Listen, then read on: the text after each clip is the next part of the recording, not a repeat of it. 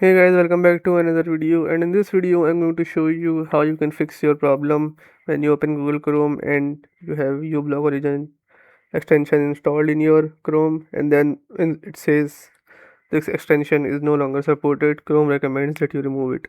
So if you don't want to remove it and you want to fix this problem and error, so I've got a fix for this.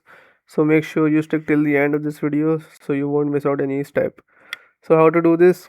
Let's get started. Just search for Chrome colon slash slash flags. Once you do this, hit enter, and then you have to search here M13. Once you do this, it will bring you here. Just click on this and then enable these both options. Once you do this, you have to relaunch Chrome, and then after relaunching again search MV2 here and then enable it again. After this, relaunch your Chrome again and then go back to your uBlock Origin extension, and if you see any error button, just click on errors and then click on clear all. After this, relaunch your Chrome again and hopefully your problem is solved. If your problem still occurs, so make sure to comment down below so we can bring a detailed guide on this video. Alright, that's it for today's tutorial.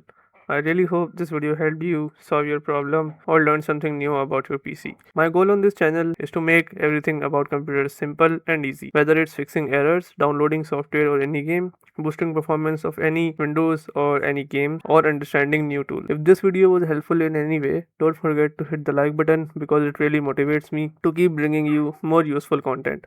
And if you're new here, make sure to subscribe and turn on the notification bell so you never miss any future tutorials, tips, and PC fixes. Also, if you're facing any issues or have any questions related to computers, Windows, software, or anything technical, drop them in the comments.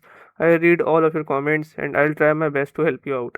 Thanks a lot for watching. Take care of your system, keep learning, and I'll see you in the next video. Thanks for watching.